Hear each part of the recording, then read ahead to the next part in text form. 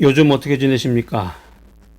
우리가 이제 영화를 자주 보게 되는데 영화 속에 그 명대사라는 게 있죠. 내일은 내일의 태양이 뜬다. 이거 어느 영화에 나오는 대사인가요?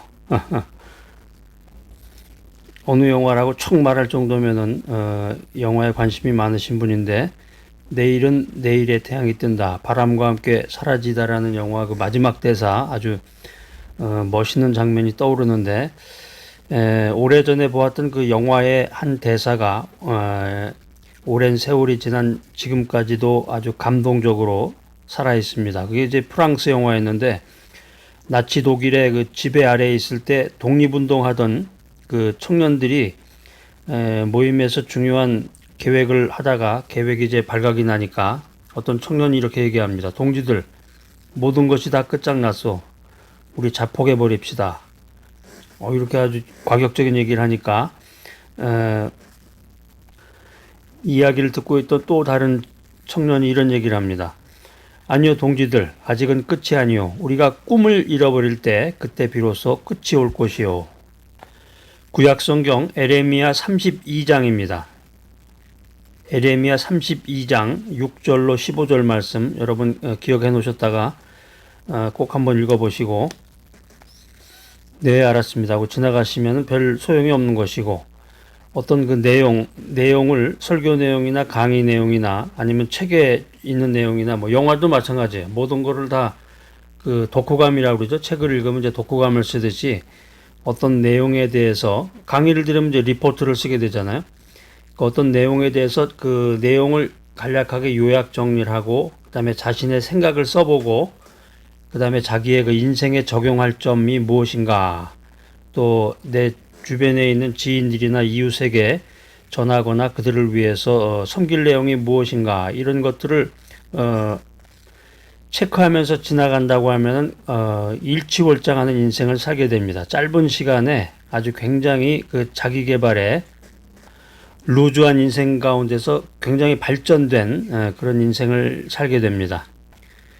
구약성경 에레미야 32장 6절로 5절 말씀 꼭 읽어보시기 바랍니다. 여기에 보면은 그 유대 민족사의 희망의 끝이 나오는데요. 그 희망이 마지막 벼랑에 몰려있던 그 역사의 무대를 잘 조명해주고 있습니다. 에레미야 32장에 보면 그러니까 이제 한 민족, 이제 여기서 이제 유대 민족인데요. 이스라엘의 그 역사가 이제 끝이 날 아주 위태위태한 그런 지경을 성경이 잘 묘사를 해주고 있습니다.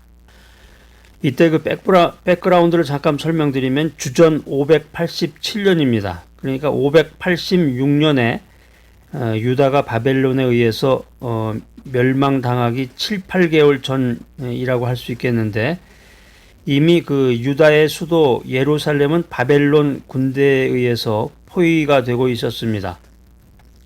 오늘의 주인공 이제 에레미야 선지자인데요. 그때 당시 나이가 57세였어요. 남자가 이제 나이가 50대 후반인데 57세면 50대 후반 정도면 이제 군대에서는 이제 사단장, 별을 단 사단장의 그 완전한 그 책임자 리더로서의 역할을 하게 되고 가정이나 사회에서도 50대 중반이면은 인생 경험을 많이 하고 또 사회생활을 통해서 어느 정도 책임 있는 그런 지위에 오르게 되죠. 당시에 57세였던 이 선지자 에레미야가 조국에 다가오고 있는 이 불길한 미래에 대해서 심판에 대한 예언을 하다가 시드기야 왕에게 체포되어서 감옥에 감금되게 됩니다. 그런데 감옥에 갇혀 있던 이 에레미야에게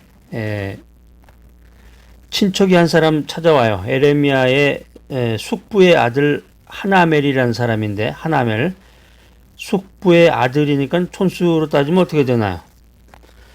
사촌이죠, 사촌. 아버지 계열이면 이제 사촌이고 어머니 계열이면 이제 이종 사촌인데 숙부의 아들이니까 이제 사촌인데 사촌 하나멜이 찾아와서 자기 형편이 어려우니까 밭을 사달라고 합니다. 자, 현대식으로 얘기하면 이제 감옥에 들어가 있는 사람을 사촌이 찾아와서 자기 아파트를 사달라는 거예요.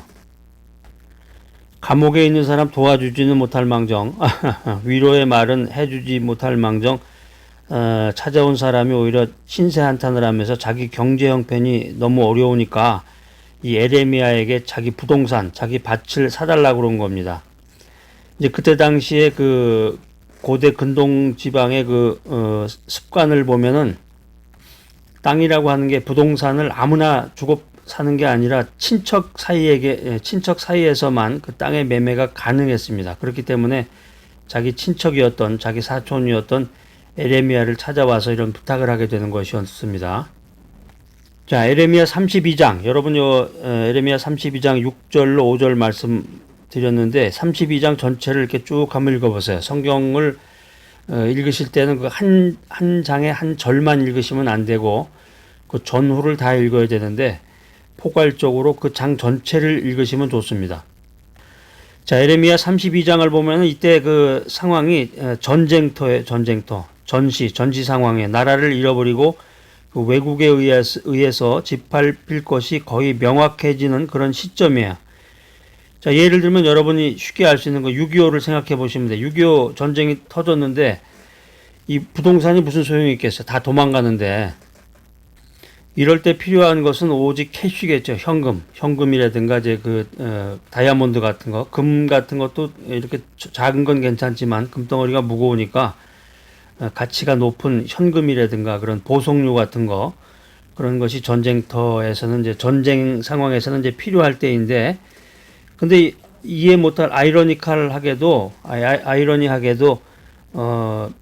이 사촌이 찾아와서 하나멜이라고 하는 사촌이 찾아와서 그 에레미야에게 그 부동산을 사달라고 그러는 거예요. 근데 더 이상한 게 이 에레미야가 밭을 사기로 결정을 합니다. 확실히 그 선지자이기 때문에 뭔가 선지자다운 예견 능력이 있었던 것 같아요.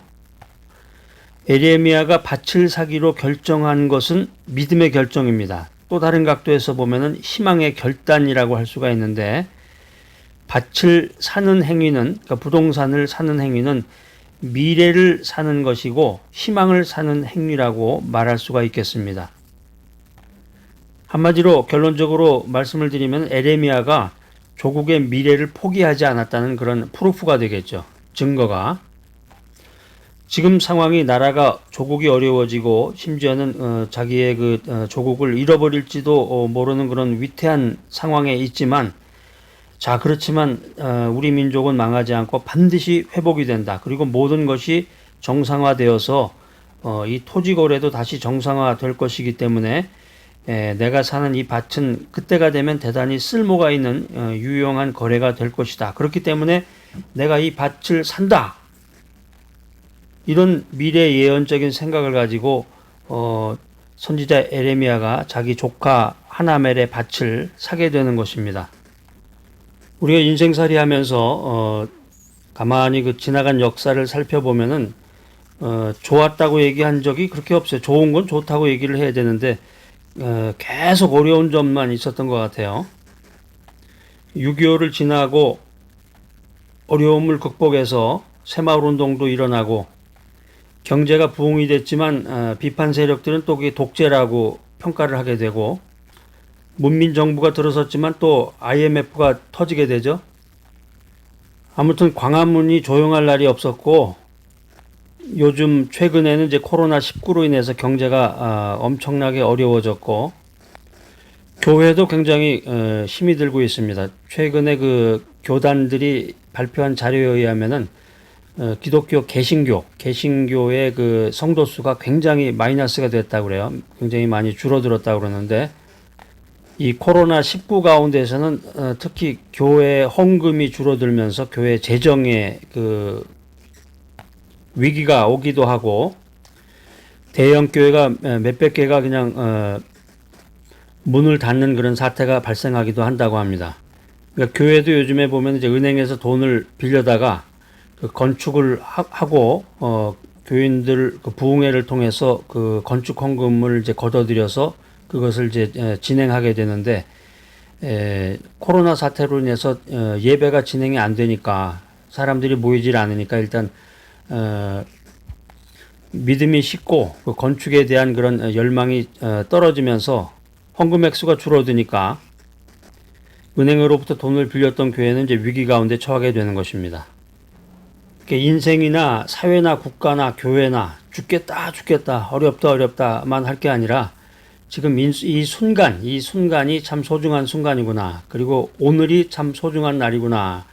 그렇게 생각을 하면서 항상 감사하는 마음으로 인생을 귀하게 생각해야 되겠습니다. 아무튼 오늘을 살아가기가 우리가 힘들고 어려운데 이런 때야말로 역설적으로 희망을 가져야 될 때구나, 이런 생각을 하게 됩니다. 지금 당장 오늘은 힘들고 먹고 살 것도 해결하기가 쉽지 않은 날이지만 역설적으로 오히려 더 희망과 비전을 가져야 된다. 희망이 어디 있는가? 희망이 보이질 않겠죠? 그러면 희망을 창조해야 되겠습니다. 희망이 안 보인다면 희망을 창조해야 된다. 그래서 우리가 지금 오늘 희망을 사야 할 때이다, 이런 말씀을 드리고 싶습니다. 그래서 에레미야가 이런 인생의 위기에 대해서 모범적인 사례를, 샘플을 우리들에게 보여주고 있는 것입니다. 에레미야를 가리켜서 눈물의 선지자라고 그러는데, 사랑의 선지자는 누구예요? 사랑의 선지자 호세아, 이렇게 딱 나와야 되는데 눈물의 선지자 에레미야. 에레미야는 희망을 창조해서라도 자기 민족에게 희망을 주고 싶어 했습니다. 자, 여러분들, 암울한 오늘의 현실, 힘들고 어려운 가운데서 이 오늘 귀한 메시지 들으시는 여러분들, 이 절망적인 암울한 시대에 희망을 창조하는 놀라운 인생을 살아가는 여러분 모두가 되시기를 간절히 기대합니다.